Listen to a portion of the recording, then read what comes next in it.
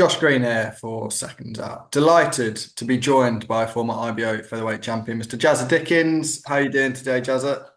Very good, Josh. Very good. Training's going well out here in Dubai, fighting on the 6th of September. I had two sessions this morning, back to bed, and it's not even 12 o'clock, so yeah, day done. Comeback continues. I know you're out. We spoke a couple of months ago, prior to getting back at the Liverpool Olympia. Now out in Dubai. How's it all feeling? This sort of comeback. Very good, Josh. It was about activity. That was the most important thing for me. Activity. I had to fight. I just need to get the ball rolling again. I was waiting on a big fight. Looking for the big fight, and then I just thought, no, what? You could have had three fights to get yourself back into title contention. Get yourself at your new weight, get yourself settled at your new weight, and that's what I've done. So I came out here to train just with Joe Declan and Jay Carney, my coaches, because Liam Smith come out here for his camp against Josh Kelly. So if I didn't come out here, I'd be at home in the caravan with the kids, 6 weeks holidays and all that. So I thought I'd go and get a few weeks training. As soon as I got off the plane, Coach Joe said to me, you got to fight here. You got to fight in 6 weeks." So yeah, it looks like we're in the middle in Dubai. Yeah. Yeah, I mean, real big opportunity for you. I know you've fought over there before, you've done a bit of work over there before, but look, this is all the continued comeback of getting back to those big fights. Is the belief there that they will come eventually? Yeah, not awful. Yeah, of course, Josh. Yeah, I would not be doing it otherwise, and it's good, because how it ended here last time, I get a chance to put it right. Being back to the same, everything's just been the same, a rerun of everything. You know what I mean? Just to put it right, and I'll put it to bed when I win here on the September 6th. Eduardo Mancito, I believe, the man in the opposite corner. What do you know about him? Enough. I've seen a bit of footage on him. I'm confident, and I'm looking forward to fighting him. Yeah, more respect to Eduardo, and I'll see the man in the ring. Yeah, I'm not going to big him up too much because he's a stiff opponent. Comes to win, and yeah, solid test for me. You said they're sort of getting used to that new weight now up at Super Feather. Are you fully sort of decided that that's where you're going to be for the future? Or if the opportunity came around, and we'll talk about one in just a second, would featherweight be an option? Well, it depends what's on the line, doesn't it? If it's worth it, then yeah, if it's worth it, then I'll do it. Like it would have been worth it. Like I know what you're going to talk about in a minute. Would have been worth it. So I didn't turn it down, but otherwise, then I've got no reason not to be strong and big and strong as super featherweight. Right then, Mr. Nick Bull, a fight that would have been a great fight for the city of Liverpool. Yeah. And I know from what you said, I believe on your own channels, that you thought the fight was going to happen. Well, why are we not seeing that fight, in your opinion? In my opinion, well, I'll tell you why. It's not my opinion. Frank asked me to take the fight. I said, and just before we go into this, Josh, last time when we did do an interview, it was a little bit of a disrespectful headline, and I didn't appreciate it, because these people are from my own city and these people are doing well. So I wouldn't like that clickbait going on, once again, because I've seen a lot of comments, a lot of my own people, a lot of scousers thinking that they don't watch the videos and they see the headlines and it looks like I was quite disrespectful. But the truth is, I was giving him all his perks last time. So yeah, I'd appreciate it if you could keep the. I know you get the views and stuff like that, but then again, I'd like to show a lot of respect to a world champion from the city.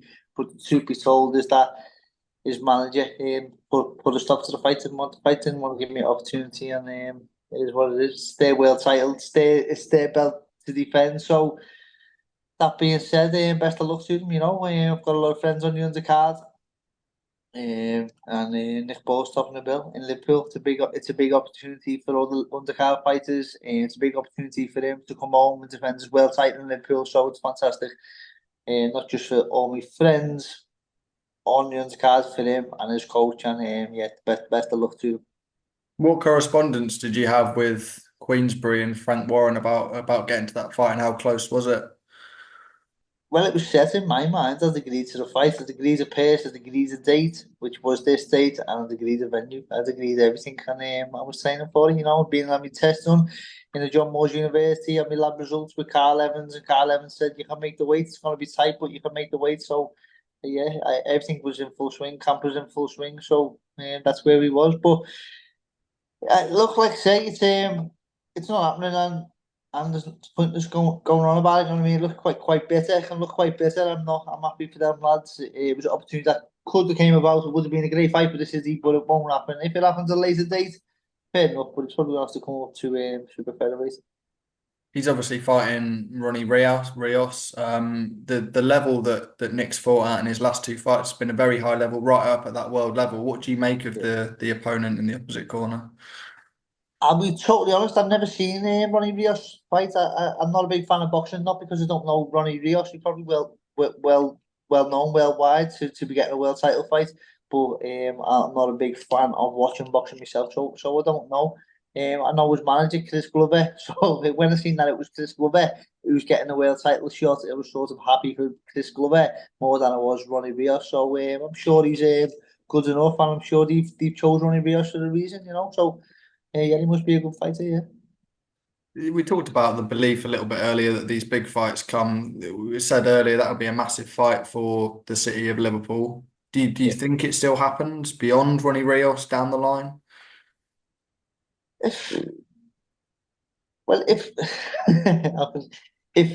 I was shot a bit and I was old and I have the reputation that I've got and I am the fighter I am going and I've got the name that I've got, if they thought they beat me now. So um, that's the situation. It's not a question that you need to be asking me. It's a question that you have to ask them because if they thought they could beat me and it was more in it for them, then I'm sure they'd take that risk, you know, because it's a massive fight. You know, Josh, it's a huge fight.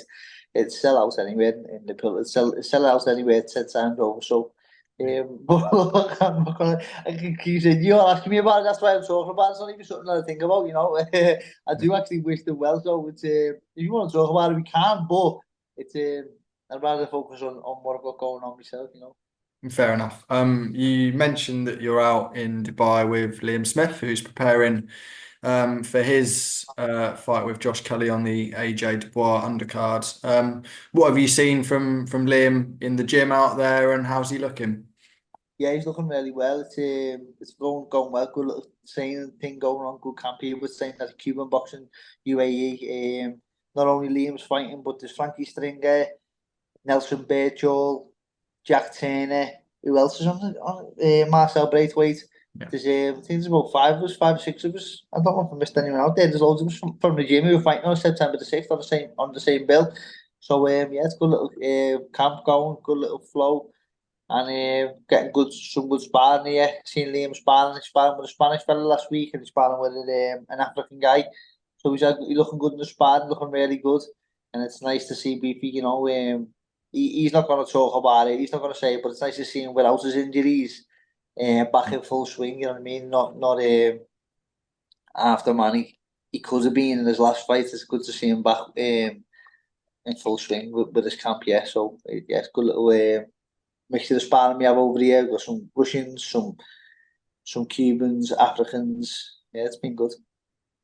Yeah, I think we've talked previously, not with yourself, but with others, about obviously the injuries to Liam in that second fight with Chris Eubank Jr. What do you believe a fully fit Liam Smith can do against Josh Kelly?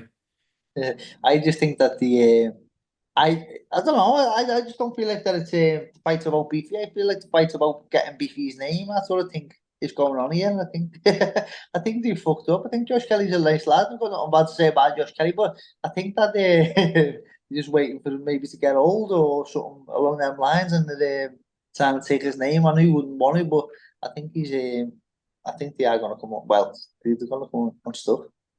How much do you think the weight makes a difference in this fight? Because Josh Kelly's obviously coming up a fair amount of weight, and he's sort of made those advances over the last 18 months or so, and he's doing so again on the 21st of September.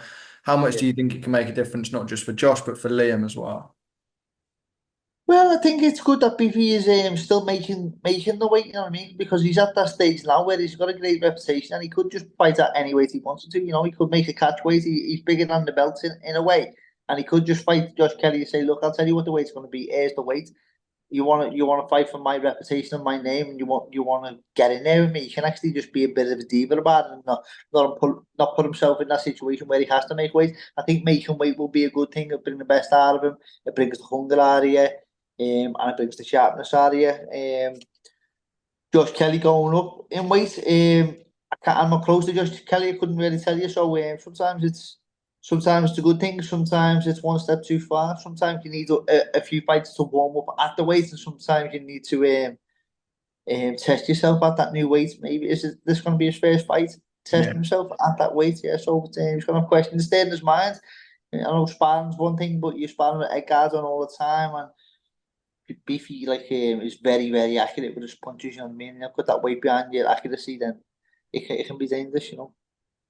Another fight on the Wembley card is Josh Warrington and Anthony Cacace, obviously up at your weight now at Super Feather. What do you make of that fight? Yeah, I think it's good for Kakachi that he gets to somebody like Josh Warrington now. I think that it is a little bit of a journey. He's my weight, and I know what I've got no friends who are my weight, and I never will have. I'm just that type of guy. But I couldn't help but be happy for him. You know, where to see him win that world title. When I've seen the videos that he went back to his little place in Belfast, and all the community were there for him, supporting him. It's just a fantastic story. So. I'm happy for him. I hope he does the same with Josh. I hope he trains his ass off. I've seen a bit of footage of him saying that he doesn't really train that hard. I don't know what that's all about, but yeah, I hope he finds his belief in himself when he won them world titles, and he goes on to become a better fighter, more confident fighter. But Josh Warrington's going to be a tough fight. He's a tough fight for anyone, and we have to see where Josh is. You know, right now we think his confidence might be in his boots. I think he's won 2 fights out of his last 5. Hmm. And it's good that he is coming back in a world title fight, because I don't know if he could be up for it to start again. So I think he's got people around him to thank for that one. His fan base, his loyal fan base, and his promotional company who have been massive, I think, all along, who've gotten these opportunities. So yeah, I think it'll be an amazing fight.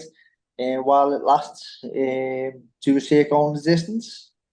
I actually do not see it going the distance, and I could see that going anyway. I could see Warrington outworking him, work rate, or I could see Warrington getting actually putting Warrington asleep, like he did with Joe Cordina. So I think it's a fantastic fight, yeah, on a fantastic card. Hmm. I think with Anto Cacace, it was sort of a long time coming, the big win over Cordina. We knew what he was about, but he hadn't really got that huge win to show for it. He's now getting these big opportunities. He's got Josh Warrington in the opposite corner. Does it just show that one win can sort of change a career? Yeah, boxing can change overnight. That's why it's so important just to stay focused and not get disheartened by your ups and your downs. You know what I mean? So yeah, I can imagine his whole life changed overnight, and it's good to see him getting these opportunities. And like you say, with the Saudi investments now, and not only has it changed his life status wise, but it's also set him up financially for him, his family, and his kids. So yeah, I think that the Saudi investment's great for boxing, and it's great for people like him. Can we see a Jazza Dickens Saudi max up? Can we see that sometime soon? Yeah, Mr. Turkey Al Sheikh, fingers crossed. Brilliant. Look, very, very best of luck in a couple of weeks when the fight rolls around. Exciting times to come, and yeah, I'm sure we'll catch up soon, Jazza. Appreciate your time, Josh, as always. Have a nice day, mate.